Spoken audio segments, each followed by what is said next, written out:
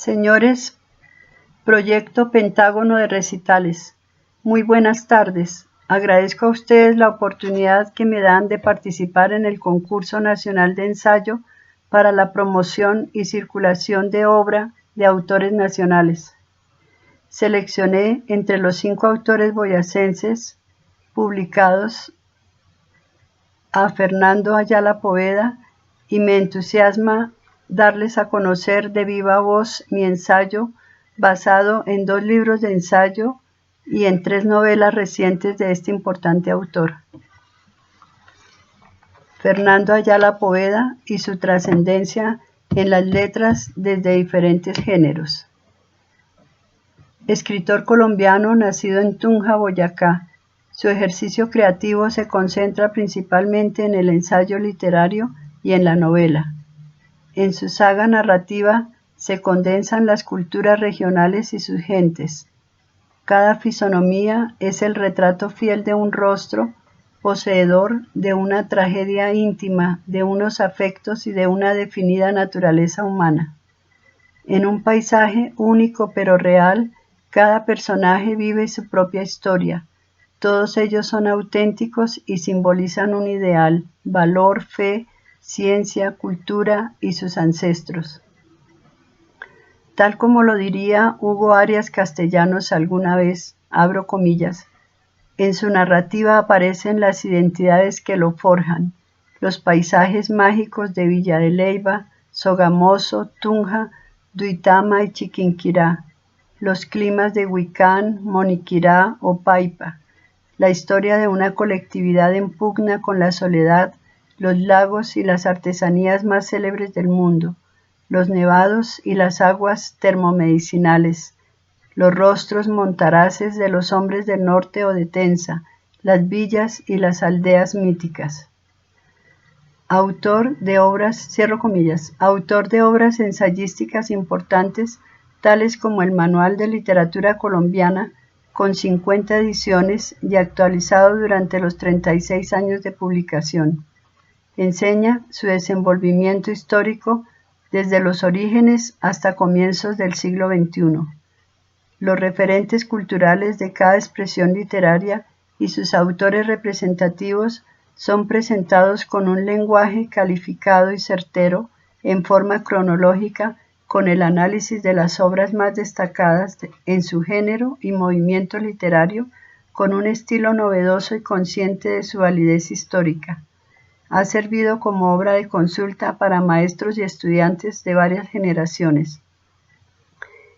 El Manual de Historia Colombiana, tal como lo indica su título, nos acerca a los datos básicos de la nación colombiana desde la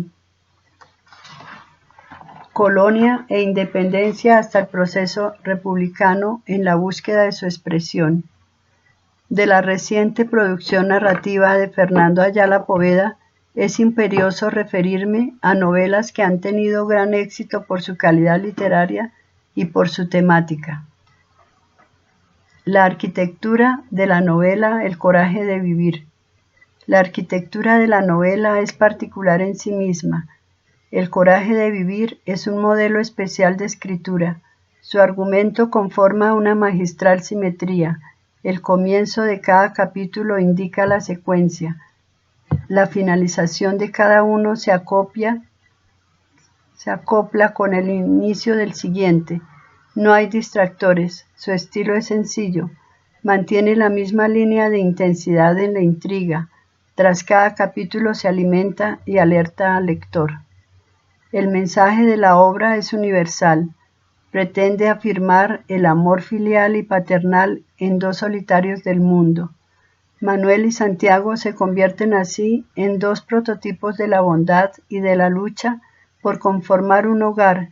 Son maestros de la superación personal. Su crecimiento espiritual sirve de ejemplo a chicos y grandes y se convierte en un baluarte de progreso económico, social, educativo y afectivo. Los Solís enseñan a amar a Colombia, a sus maestros, a su tierra y a sus gentes.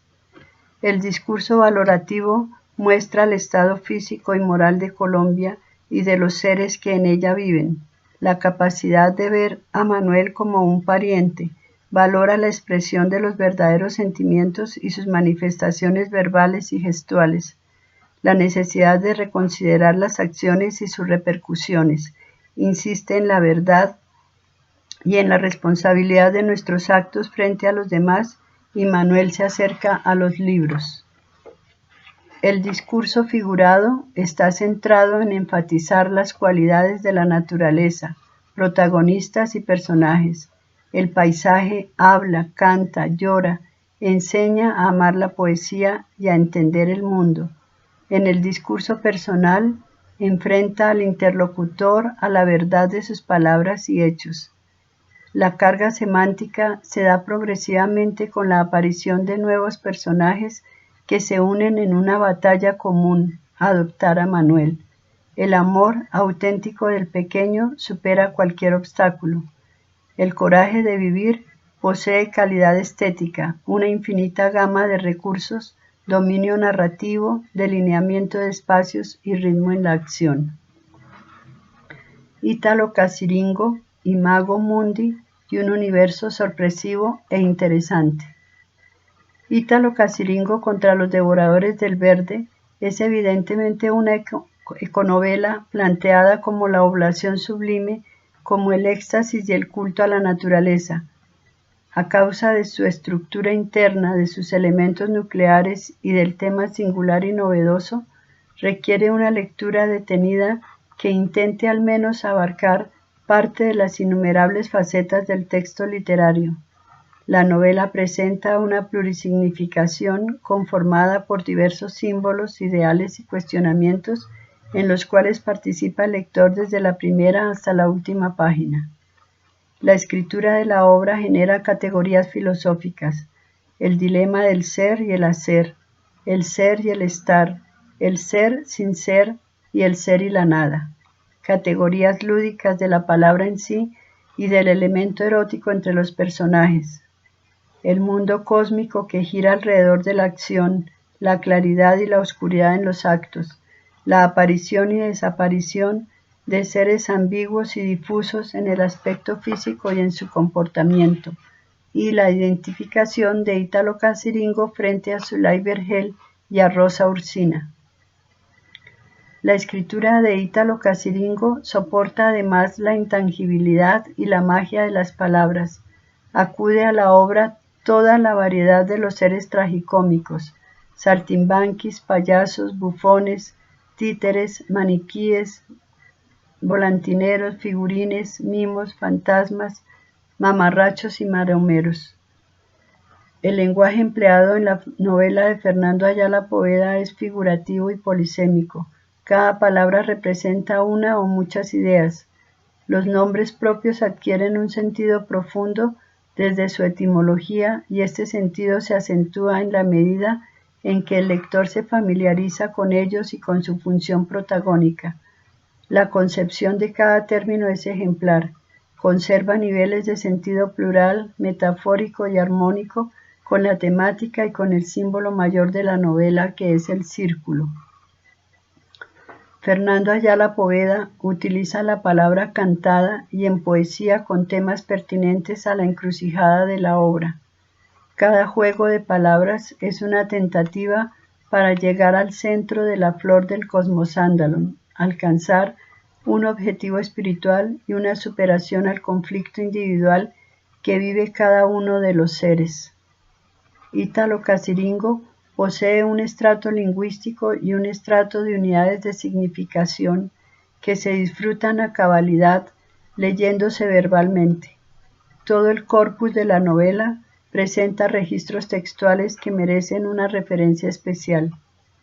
Lo lúdico en Ítalo Caciringo se observa en el recorrido circular que hace Ítalo por Zulay para rescatarse a sí mismos, a la música proporcionada por las quebradas cantarinas y por las aves.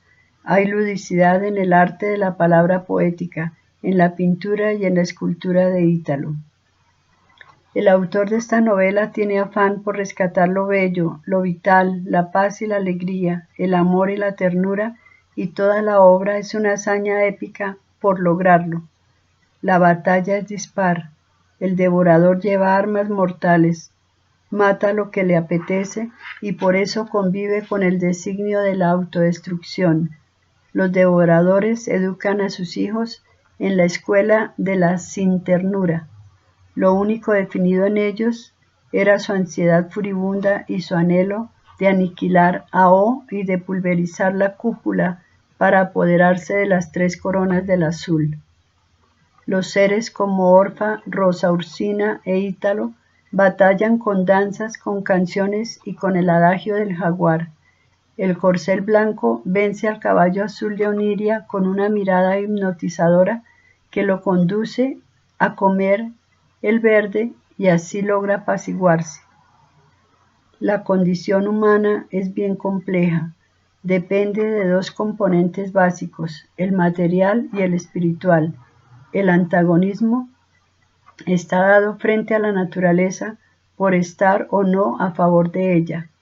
Las referencias hacia lo humano censuran su carácter material, lo malo, en el sentido de haber perdido el amor y el respeto por las plantas, las flores, el agua, las aves y el aire, y por acumular poder económico adquirido a través del narcotráfico que atenta contra la vida de los seres indefensos, vegetales y animales. El carácter espiritual, lo bueno, es rescatado con grandes méritos en la expresión de todo lo contrario. El escritor revalora los sentimientos, la capacidad de lucha, la nobleza, la solidaridad y la inteligencia frente al verde. Polifonía en la guerra de los violines.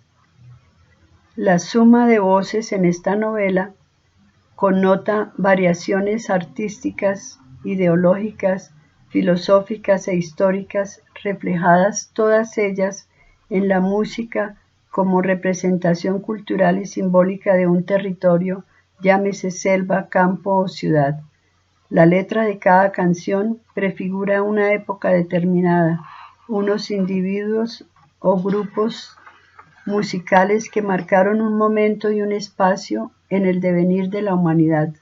Sus instrumentos y sonidos son únicos, se identifican con el sentir propio de cada individuo y de cada región. En la novela corresponde al tren de hombres sinfónicos. El ayer, el hoy y el mañana confluyen y narran la historia de la humanidad desde la perspectiva de la guerra. Es frecuente encontrar en la novela referentes influyentes y confluyentes en esa guerra de más de 50 años que se vivió en Colombia. La voz del autor presenta cada uno de los puntos de vista del mundo y de Colombia, desde el campo filosófico e ideológico de sus personajes.